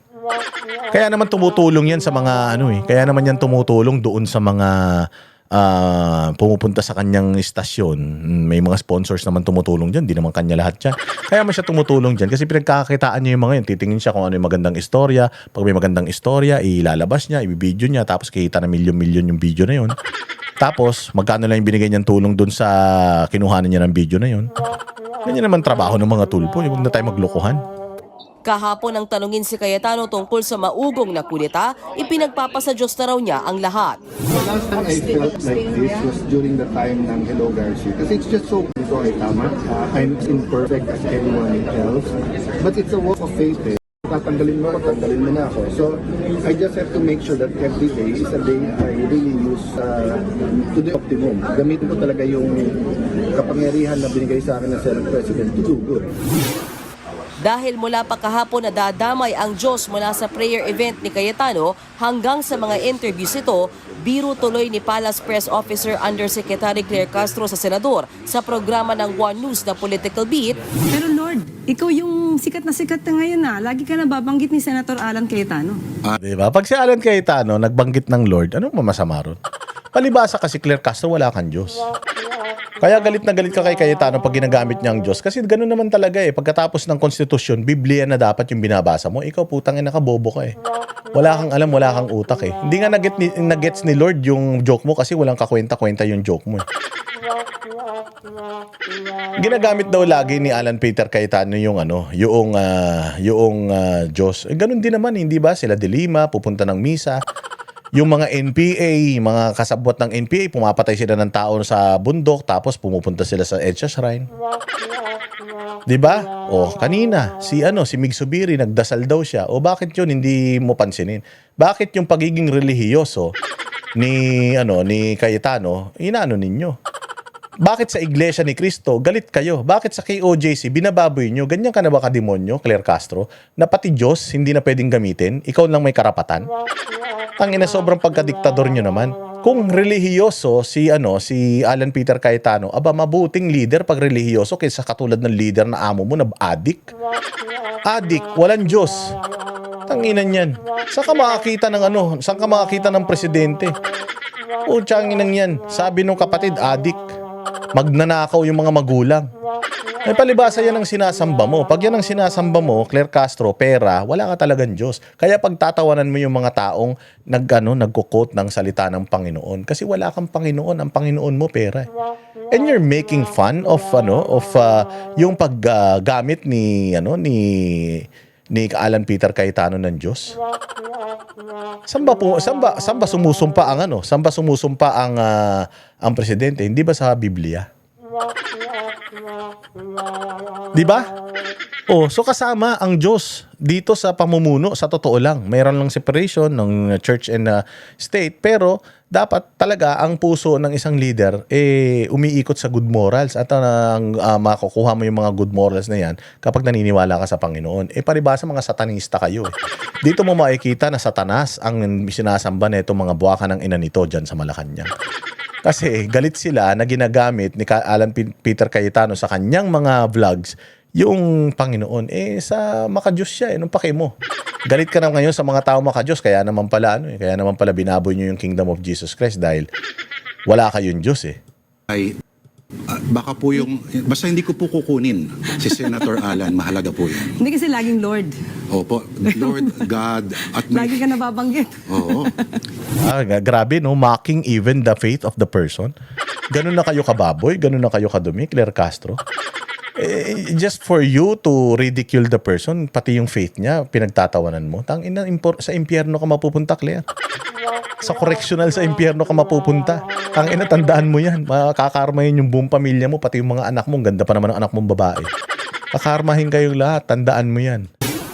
Kung usapang Diyos na... Usapan Diyos. Kita mo si Tito Soto nagdadasal. Nagdadasal yan. Bobo naman yan. Nagdadasal pa. Pwede ba namin pagtawanan si Tito na ganyan? Pinagtatawanan niyo si Cayetano nagdadasal. Si Tito nagdadasal din. Komedyante yan. Ang din, mabigat naman ang dasal ni Senator Soto sa pagbubukas ng plenaryo kanina. In these challenging times, may those entrusted with leadership walk in righteousness, accountability, and genuine concern for the common good. Galing. Dadasal na lang, binabasa pa. Tapos binabasa na lang, kaplastikan pa. Bakit hindi mo masita? Si Tito Soto, nagdadasal na din Yan ang bihirang mangyari, si Tito Soto magdasal, demonyo yan. Grant us the courage to do what is right, even when it is difficult. And dear God, give us wisdom to choose what is just over what is convenient. Protect our institutions. Nakataas ang kilay ni Loren Legarda tsaka ni Amy Marcos. Sabi lahat yung pinagdadasal niya, dapat pinagdasal niya yun nung siya yung nung siya Senate President. Lahat yan, sinuway niya Tapos ngayon pinagdadasal niya kay Cayetano. In our nation. Pati sa dasal, politika, ano ba naman niya? From the influence of evil, corruption, greed, division, and selfish ambition. Ganda ng dasal niya. Lahat para sa kanya. Alam mo, Tito Soto, kung sana nag-lead ka ng prayer nung Senate President ka, tapos sinabi mo lahat ng yan para kahit paano natauhan ka. Pati dasal mo, ano pa rin, politika pa rin, walang hiya naman. Hindi mo pinagdasal lang ang sambayan ng Pilipino. Politika pa rin pinagdasal mo. Saan na? Bumabalik ako doon sa may mataas na lamesa. Humawak ako ulit, Panginoon, ng martilyo. Dahil gusto ko ako ang bida. Mabigat ang usapin ng Senate Presidents. Papalit sa pwesto ang sinumang mapipili ng Pangulo na papaboran din dapat ng mayorya ng Senado at sa Kongreso. Nagbabalita mula sa... Ayan. Diba? Ang galing. Yan tayo kagaling. Oh, ano pa balita? Dami tayong balita ngayon. Oh, magsasawa kayo. Oh, red alert daw ang Senado, sabi ni Alan Peter Cayetano. Na ayaw nilang tanggapin na red alert. Pasok? Red alert daw ngayon ang Senado ay kay Senate President Alan Peter Cayetano. At kasabay niyan, nagpasaring pa siya sa Secretary ng Department of Justice. Hindi raw pwedeng maging bida ang kontrabida. Nasa frontline na balitang yan si Mayan Los Baños. Senate siege. Was it under attack? It was not. The Senate was not under attack. It was only the statement made by Senator Alan Cayetano. Kung kahapon tinabla ng Malacanang ang naratibong under attack ang Senado, ngayon nanindigan si Senate President Alan Peter Cayetano na naka-red alert sila. We were on red alert, if I can call it that way, because nung nangyari nung Monday, at buong araw may mga report ng mga armado and deny yung NBI. Ipinagtanggol din ni Cayetano ang ginawang warning shot ng suspendidong si Senate Sergeant at Arms Mau Aplasca laban sa NBI. Kung sinabi ng Malacanang, bawal ang armado sa nakapaligid sa Malacanang, pumunta ka na naka-armado ka, hindi ka mag-warning siya. Okay. Pag sinabi sa Supreme Court, Yun nga yung sinasabi natin. Kaya nga di ba sabi natin kay Claire Castro noong nakaraan, hindi under attack ang Senate. Managpunta doon, hindi imbitado, naka-full battle gear, naka mga bulletproof vest pa. Anong gagawin nun doon? Magja-jackstone? Maglalangit lupa? Magsasyato? Ganon? Di ba?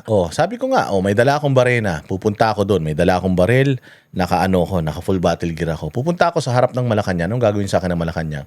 Mag-warning shot o hindi? Siyempre tatanungin ako noon, sino ka? Ba't andito ka? NBI ako. Halimbawa, nagpanggap ako. NBI ako.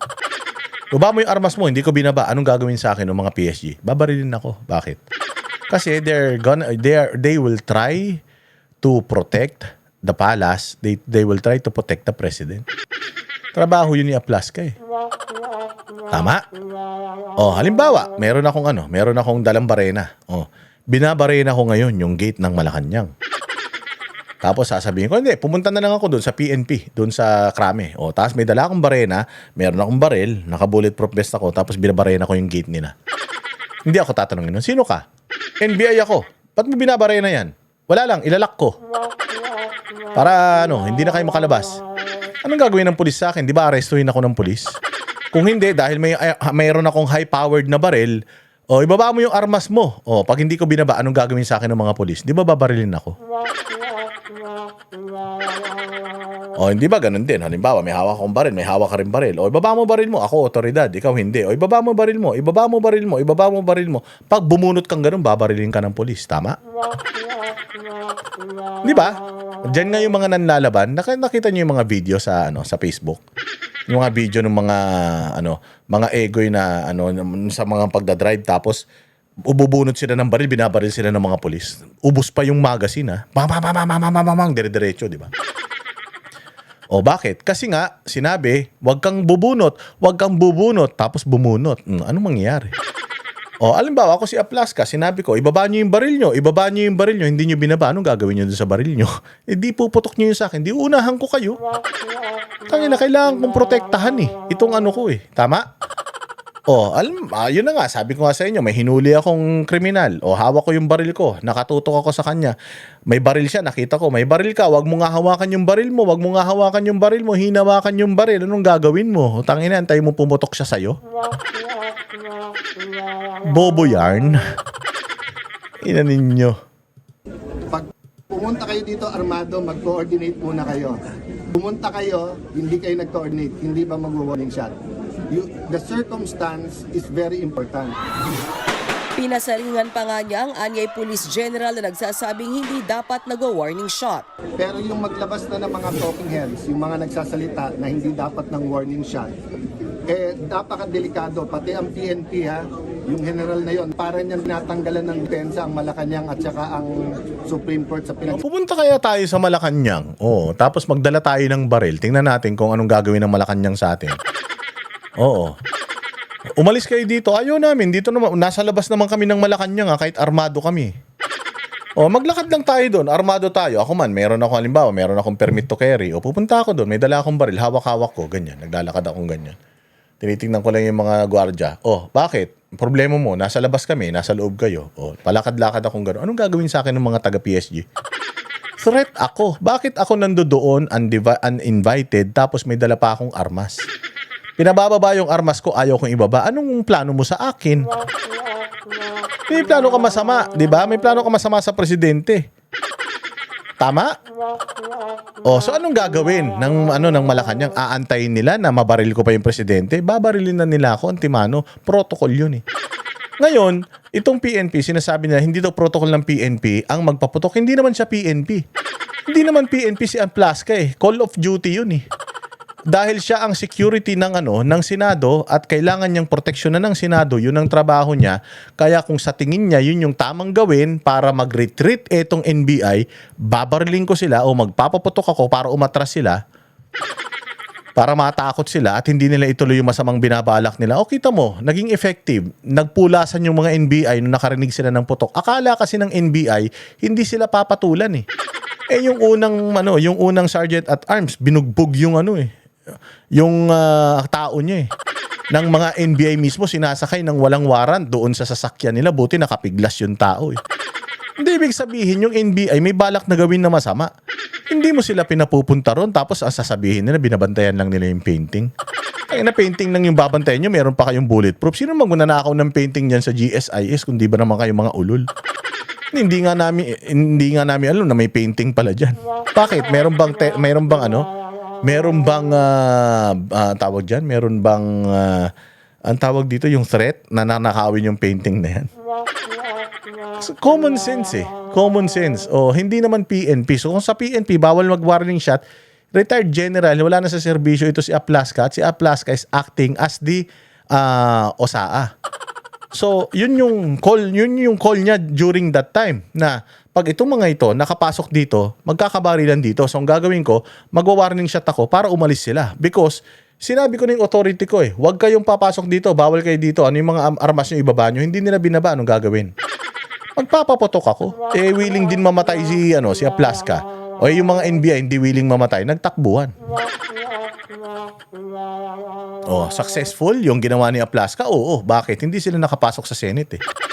Hindi sila nakapanggulo sa Senate kasi nanggulo na sila nung unang araw eh. Oh, di ba? Walang binanggit si Cayetano pero kung matatandaan, ipinaliwanag ni PNP spokesperson Police Brigadier General Randolph Tuanyo ang standard operating procedure tungkol dyan. General rule daw ay bawal ang warning shot. Exemption lang daw dyan ay kung outnumbered ang kapulisan. Pangalawa, kung overpowered. Kung kapulisan, outnumbered ang kapulisan. Di ba? Hindi naman pulis si Amplasca. Kalimbawa, bakit ang security guard sa bahay o sa mga establishmento, bakit sila may baril? Bakit may baril? Kaya may baril yan para kapag may threat, gagamitin nila yung baril na yan. Si Amplasca ba nagpunta sa NBI para paputukan sila? Hindi naman. NBI man na nagpunta sa Senado para manggulo. Hindi sila inimbita, nandoon sila. Tapos sasabihin nyo, yung sa dingding lang pagitan, wala naman kami sa Senado, dito kami sa kabila eh. Aantayin ko pa ba makapasok kayo dito, binabarenan nyo na yung pinto? Tanginan yan. Sinong gagong yan? Sinong gagong maniniwala niyan? Tanga lang maniniwala dyan eh. At pangatlo, kung delikado raw ang buhay ng pulis. Pero ito ang pakiusap ni Cayetano sa law enforcers. Mag-ingat sa mga sinasabi. Kasi yung sinabi nyo, babalik din sa inyo. Yung time na kailangan nyo ng suporta dahil dinidepensa nyo yung bansa, binigay namin. So now na may dumipensa sa Senado, mag-ingat-ingat kahit inuutusan kayo. Hindi rin pinalampas si Senate President Cayetano ang naunang Mukha pa lang nito, hindi mo na pagkakatiwalaan eh. Kapag nilagay ni Boying Rimulya talaga sa pwesto, hindi mo pagkakatiwalaan. Mukha pa lang nito, walang gagawin matino eh. Hayag ng Department of Justice o DOJ na coordinated ang galaw ng NBI nang nangyari ang putukan sa Senado. Gusto ni Secretary Bida mag-imbestiga ang NBI DOJ, pero sila ang dapat imbestigahan eh. Kaya nga ang message ko sa kanya, hindi ka pwedeng bida kung kontrabida ka. Ang NBI ay under ng DOJ na siyang gumawa ng investigating body sa nangyari sa Senado. Tama naman, mag-iimbestiga ka, ikaw yung dapat imbestigahan, kayo involved. 'Di ba dapat, 'di ba yung mga judges nga na may koneksyon doon sa sa mga inaakusahan nag-i-inhibit. Ba't ka mag-iimbestiga? Ikaw yung dapat imbestigahan, kayo yung ang gulo, kayo yung mag-iimbestiga. Di siyempre, investigasyon nyo, pabor sa inyo yan. Tanga lang. Ay, kung nga, bobo na lang talaga maniniwala dito. Kaya pag nakikita ko yung mga comment section, tapos sa mga comment, naniniwala sila dito sa katarantaduhang stage daw itong nangyari na to. Paano naging stage yan? Ang daming putok. Papayag ba naman yung Marines na na magi-stage sila ng ganyan? Sinasabi nyo yung mga pulis na nandiyan dyan, yung mga Marines na nandiyan dyan, ibig sabihin kasama sila dun sa stage na ng Senado? Nandiyan dyan sila eh. Nakaganon din sila eh. Nagbibigay ng instruction si Aplaska eh. Nandoon sila nung sinasabi ni Aplaska nung identify yourselves, we're NBI, lower your weapon, hindi naglo-lower ng weapon. Anong gagawin natin? Bato-bato pick? Sino maglo-lower ng weapon sa atin? Bato pick? Ikaw baba mo yung mo, baba mo yung armas mo, pwede ba yun? Remulyo, ba't papilay-pilay ka? Tingnan ninyo na late na naman tong video ko eh. Tingnan nyo si Boying Remulla, papilay-pilay. Bakit hindi gayahin ni Justice Secretary Frederick Vida si DILG Secretary John Vic Remulla? Kung gusto mo mag-imbestiga, kailangan neutral ka. Bakit papilay-pilay ka, sir? Ba't papilay-pilay? May gout ka? Nakain ka. Kain ka kasi ng kain ng atay eh. Wala kasing utak, puro atay kinakain mo eh. Hindi ko kasama sa politika. Si Secretary John Vic, maraming policies namin, hindi niya gusto. Pero nung pumunta siya dito, malinaw. Impartial, sabay tayo, ano kailangan mo sir? Kailangan mo CCTV, sinabit namin. Sa ngayon, hawak na ng PNP ang CCTV footage sa loob at labas ng Senado. Hinihiling din ng PNP na makuha ang mga personal footage ng mga media personnel. Tingnan ninyo ano ang sabi mga bossing ng PNP kanina, DILG? Ano sinabi? Kasi kanina nagbago na ng tono si John Vic Remulla kasi buntik na siya palitan ni Trillanes eh. Sinabihan siguro siya ng Malacanang, putang ina ka, kinakampihan mo pa yung mga senador Sige ka, papalitan ka ni Trillanes. Kaya kanina, medyo na si John Vic. Walang putukan nangyari, hindi pumutok ang mga taga-NBI, lahat ng putok, palabas, walang pumasok na putok. Wala daw putok na pumasok Wala daw ginanting putok ang NBI, according to them According to them, ilang kasinungalingan pa ba ang kailangan para lang malaman natin na talagang naglolokohan lang tayo rito. Ito malinaw. Ito magsasabi kasi daw, lahat daw ng putok, wala daw putok from GSIS papunta ng Senate. Ano pala to? Hindi po gobyerno ang gumawa nito. Walang pumasok na NBI sa Senado. Wala daw. Ulitin natin. Hindi po gobyerno ang gumawa nito. Walang pumasok na NBI sa Senado. Hindi po natin alam kung sino yun. Anim yung bubungad, nagkagulatan. Baba mga baril, hindi, atas ako. Pumutok si Aplaska, pinutokan ko rin. Anong sabi? Nagkagulutan. 6. Sabi, ibaba baril, umatras ako. Pumutok si Aplaska, pinutokan ko rin. Ano pang pinagtatalunan natin? Ano pang pinagtatalunan natin dito? Sinabi ng report, investigasyon ng DILG, NBI at ng PNP na wala daw pumutok na mga NBI papunta sa Senado. Saan pumunta yung bala nitong mokong na to na nagyayabang? Sa bulsa niya? Sa langit, ganon? Kalinaw eh, di ba? Anong sabi niya? Mga baril, hindi, atas ako. Pumutok siya. Hindi po natin alam kung sino yun. Anim yung bubungad, nagkagulatan. Baba mga baril, hindi, atas ako. Baba yung mga baril. Sabi ko, hindi. Umatras ako. Sinabihan silang ibaba yung baril, hindi. Umatras ako. Nagpaputok si Aplaska, pinaputokan ko rin. Pumutok si Aplaska, pinutokan ko rin. Pasok yung anim. Ayun, nagkapalitan na ng putok. Pumasok yung 6. Ayun, nagkapalitan ng putok. Nagkapalitan ng putok. So, anong ibig sabihin? Hindi naman siguro putok sa kilikili yan. Baka yun yung ibig na naman sasabihin na naman na matibag. Yung sinabi niya nagkapalitan ng putok yung mga NBA agent dahil may mga putok yan. Ang linaw eh. Anong sasabihin nila? wala daw putok galing sa ano. Baka walang putok yung mga taga-NBI pero may pumutok na baril. O man, naliligo man mga taga-NBI, wala na mga putok talaga yan. Pero ayun, kalinaw-linaw nung sinabi, ulitin natin ulit para at least man lang yung investigas. Tulungan na natin sila mag-imbestiga. Alam kung sino yun.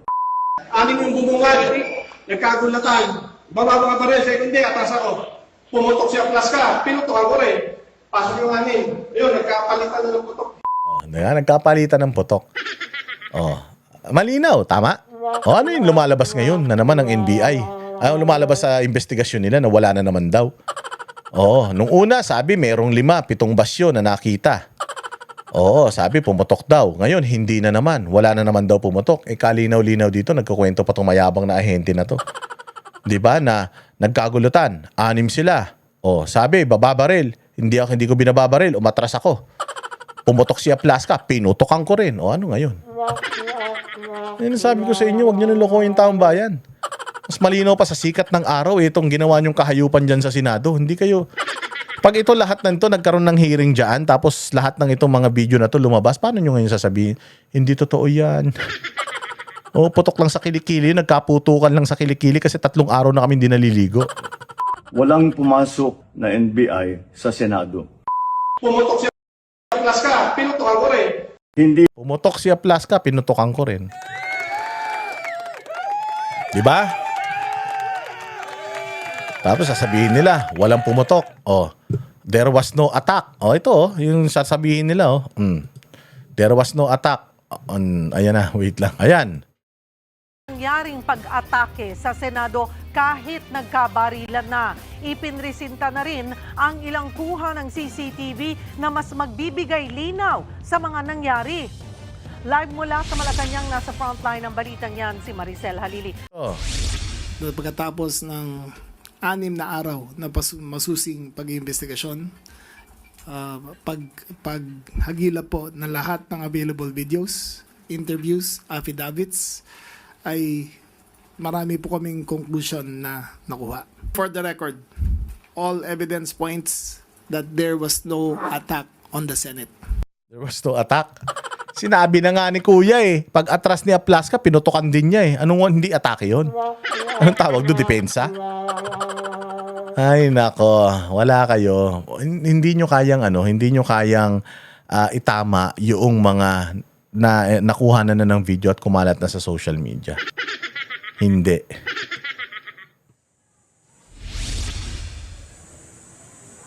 Cheryl, base naman doon sa pahayag ng Building. Okay, so wala tayong makikitang bullet hole going inside the Pakinggan natin ang sinabi ni PNP Chief General Nartates. on the outside, wala tayong makikitang bullet hole going inside the building. Saan napunta yung pinaputok ng NBI? Sabi niya nagkapalitan ng putok So saan napunta yung putok ng NBI? Hindi baka sabihin talaga ni Matibag, hindi yung putok na sinasabi niya nagkaputukan dahil putang ina yung katabi ko may putok o may putok din ako, nagpaamuyan kami ng kilikili. Ang linaw nung sinabi ito, ulitin natin. Baka kasi mali lang yung dinig natin. Hindi po gobyerno ang gumawa nito. Walang pumasok na NBI sa Senado. Hindi po natin alam kung sino yun. 6 yung bubungan, nagkagulatan. Bababa ka pa rin, second day, atras ako. Pumutok siya plaska, pinutokan ko rin. Pasok yung 6. Ayun, nagkapalitan na ng putok. Nagkapalitan ng putok. Pumasok yung 6. Pinaatras ako. Pinababa yung armas ko. Umatras ako. Pinutokan ko rin. Saan napunta yun? Nag-imbestigawa talaga kayo? Nartates? Ano ka ba naman? Ano masasabi mo doon sa video na yun, Nartates? Hindi, nagjo-joke lang yan si Kuya. Nagjo-joke lang yun, hindi totoo yun. Ganun ba yan? Okay, so and per our ballistics examination, those 44 fired cartridges came from four firearms. So meaning, meron tayong 4 na shooter. Diba? Labo. Maniniwala pa ba tayo sa mga ganyan? Ako, hindi nyo na ako makukuha sa ganyan. Tangina, mas naniniwala ako doon sa mga nakita ko, mas naniniwala ako doon sa mga napanood ko. Nakatuto kami, sandamukal, yung mga ebidensya na hindi nagsasabi ng totoo si Matibag. Oo, actually, yung mga interview ni Matibag, pinagtatawanan na lang ng taong bayan yan eh. Oo, sa totoo lang, pinagtatawanan na lang yan. Kalinaw-linaw nung sinabi nung NBI agent, binlurred nga lang yung mukha. Kwak, kwak. Huli na naman. Kailangan si John Vic kumampi ng konti sa Malacanang. Kasi sa ngayon, kalaban nila ang Senado. O kailangan kakampi siya siyempre dun sa amo niya. Or else, papalitan siya. Pag pinalitan siya ni Trillanes o kung sino man, saan siya pupunta? Pupuntahan niya demotion. Nakakahiya. Magmumukha siyang si General Torre. O kaya uwi na siya ng Cavite. Hindi na siya makakapagyabang, makakapag-ganun-ganun, di ba? Hindi na siya makakapagpa-interview. So, alam na natin yung mga ganyang galawan nyo. Style nyo bulok. Anyways, maraming salamat mga bossing. Mabuhay ang bayang Pilipinas. Laban lang tayo. Sana nag-enjoy kayo. At kung nag-enjoy kayo, like, share, tsaka kayo, super thanks man kayo. Pambili natin ng salabat. Maraming salamat. Kita-kita tayo ulit sa susunod na vlog.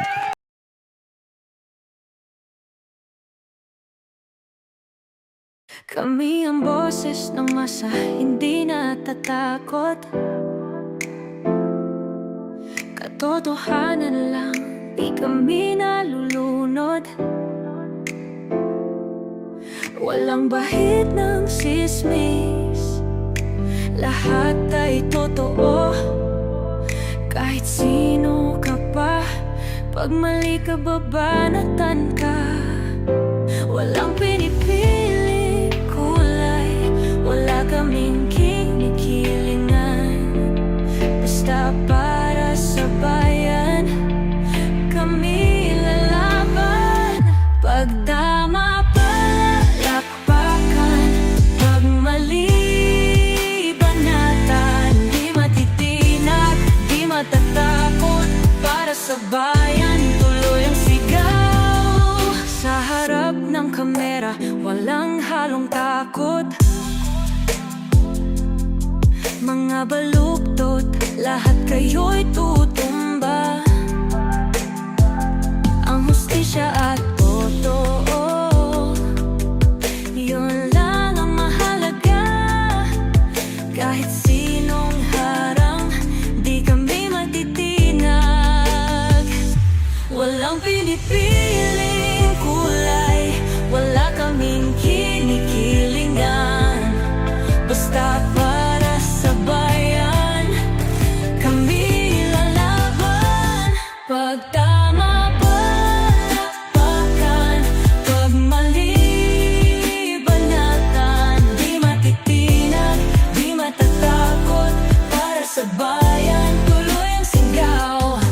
Kung nasa tama ka, ikaw ay aming kasama. Pero pag mali ka, handa ka na bang mabasag? Banateros kami, walang inuunan. Dahil bayan muna, bago ang sarili.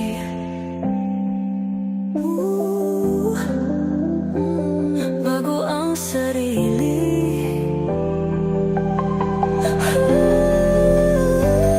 Pag tama palakpakan, pag mali banatan. Banateros ang sigaw, katotohanan ang laban.